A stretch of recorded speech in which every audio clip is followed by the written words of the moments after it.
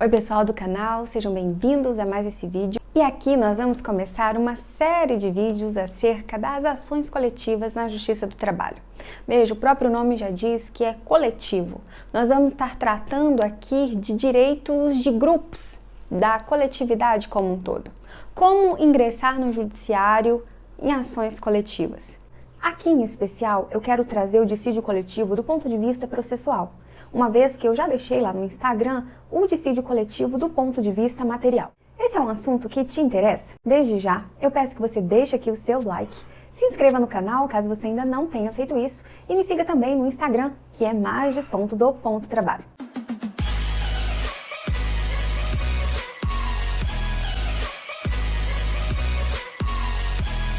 O dissídio coletivo faz parte de um gênero maior chamado ação coletiva. Desponta atualmente no Brasil a litigiosidade de massa, que tem por objetivo o ingresso de ações no judiciário para uma coletividade ao invés do ser individual.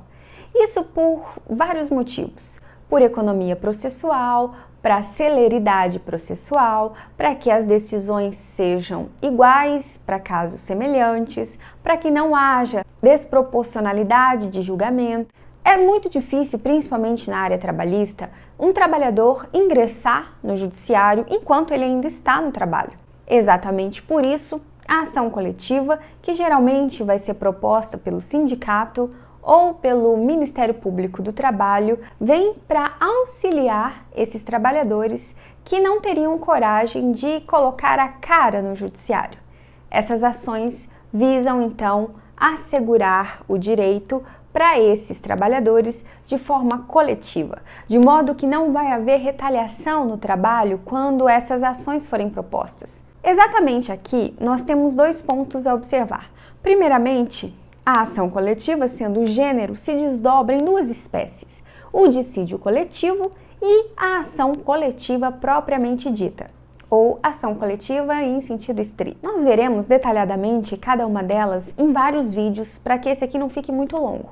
Para começar, nós precisamos entender que o dissídio coletivo é uma ação que será proposta quando as partes envolvidas, aqui nós estamos falando de categorias, tanto a categoria profissional, a categoria dos trabalhadores, quanto a categoria econômica, que é a categoria dos empregadores, não conseguirem entrar num acordo em negociação coletiva. Aqui não houve consenso nem num acordo coletivo e nem numa convenção coletiva. Por isso, as partes vão ingressar no judiciário para que um juiz dê a sentença normativa. Cabe mencionar que a questão da sentença normativa é um poder anômalo da Justiça do Trabalho, porque o juiz vai estar no lugar do legislador criando uma norma, o que não é típico do Poder Judiciário e sim do Poder Legislativo. Mas isso nós analisaremos depois quando formos falar da sentença normativa.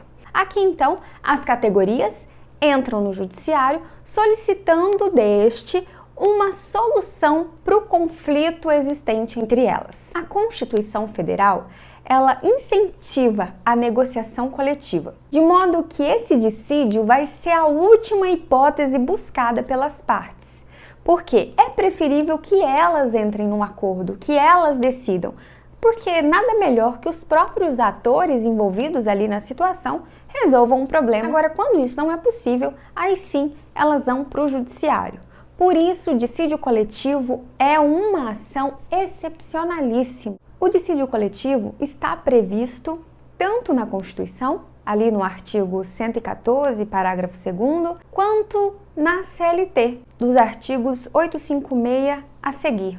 Veja que a doutrina costuma classificar esses dissídios em dissídios coletivos de natureza econômica, natureza jurídica e natureza mista. Ainda dentro da classificação dos dissídios de natureza econômica, há o dissídio originário e o dissídio de revisão. Vamos nos ater aqui a cada um deles. O dissídio coletivo de natureza econômica é, sem dúvida, o que representa a maioria dos dissídios apresentados na Justiça do Trabalho. Isso porque é por meio desse dissídio que serão estabelecidas as condições de trabalho, como reajuste salarial, férias, jornada. O objetivo aqui é a criação de normas jurídicas.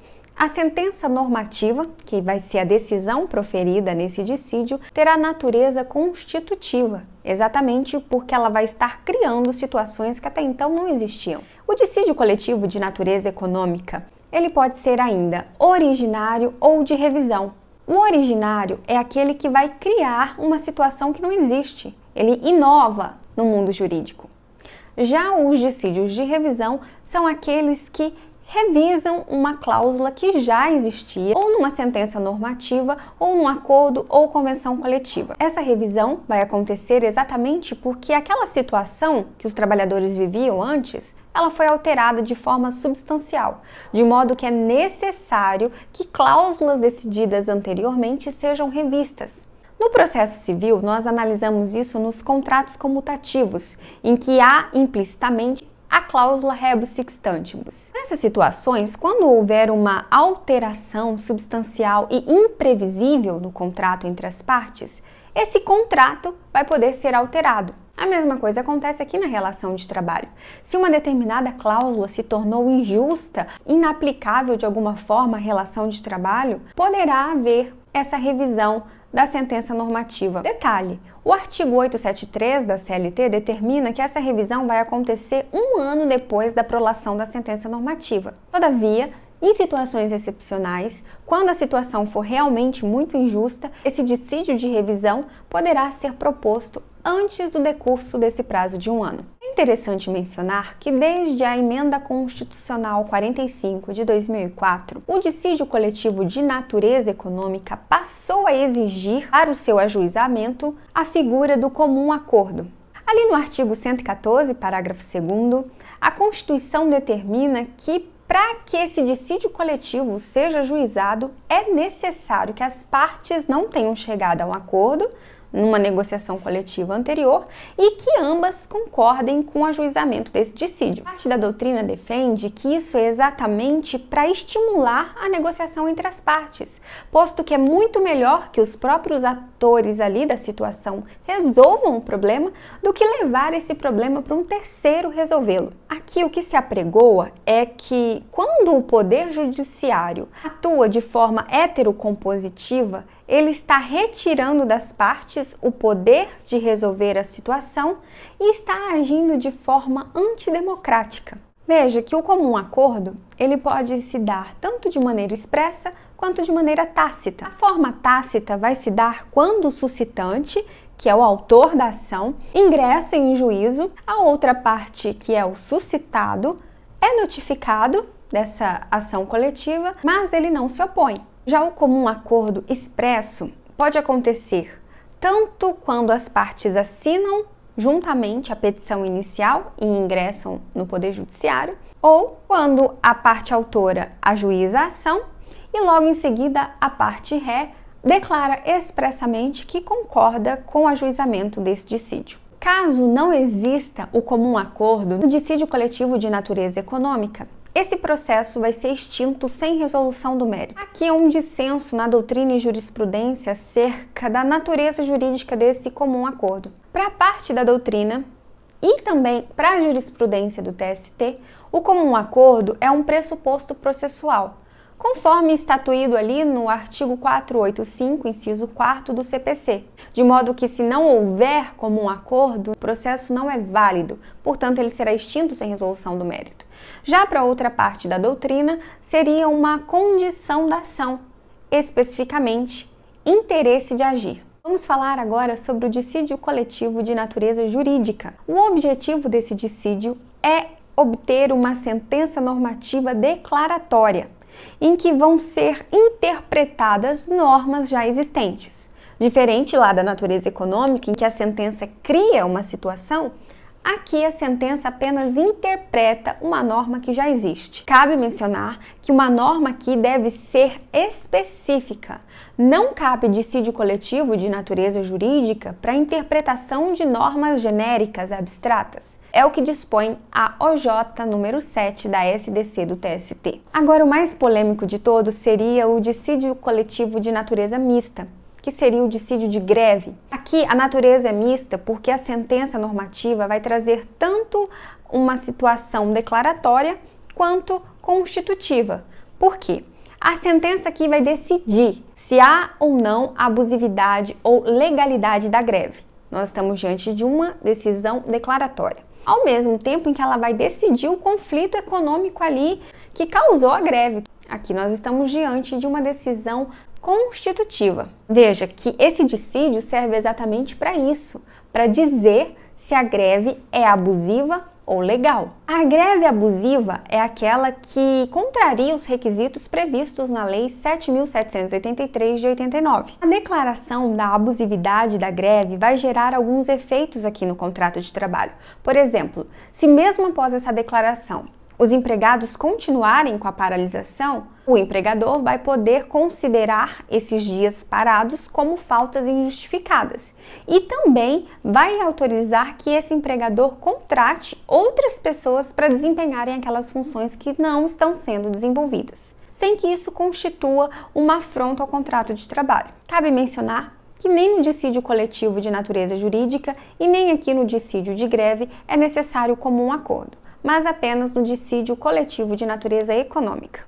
Quem julga um dissídio coletivo? A competência originária aqui é de um tribunal. Se o conflito for regional ou local, isto é, se o sindicato for um sindicato de base estadual, por exemplo, o conflito existente ali vai ser dirimido pelo tribunal daquela região. Por exemplo, um conflito existente no estado do Rio de Janeiro.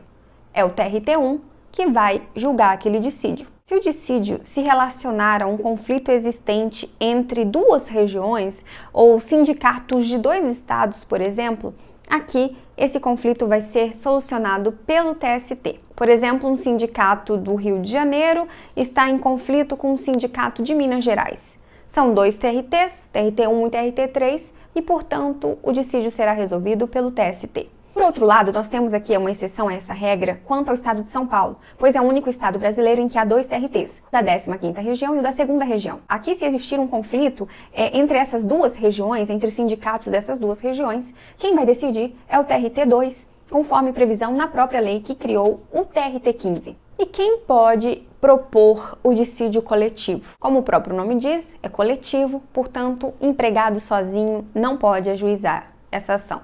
Nós temos aqui a legitimidade ordinária para o sindicato e legitimidade extraordinária para o Ministério Público do Trabalho quando o dissídio se referir à greve em atividade essencial, conforme previsão na lei de greve. Há uma observação interessante. O artigo 856 prevê a possibilidade do presidente do tribunal, de ofício, instaurar o dissídio em situações de greve.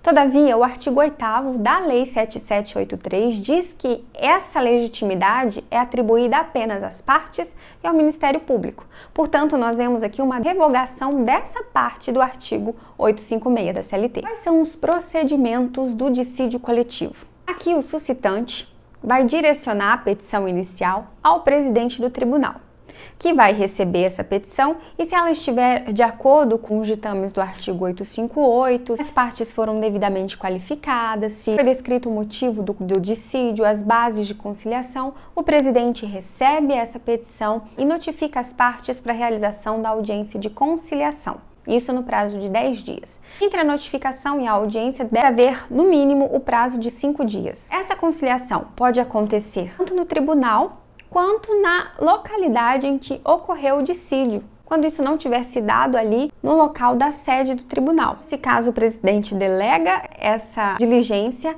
à vara, o juiz ali então vai tentar a conciliação. Se essa conciliação acontecer ou não, o processo volta para o tribunal.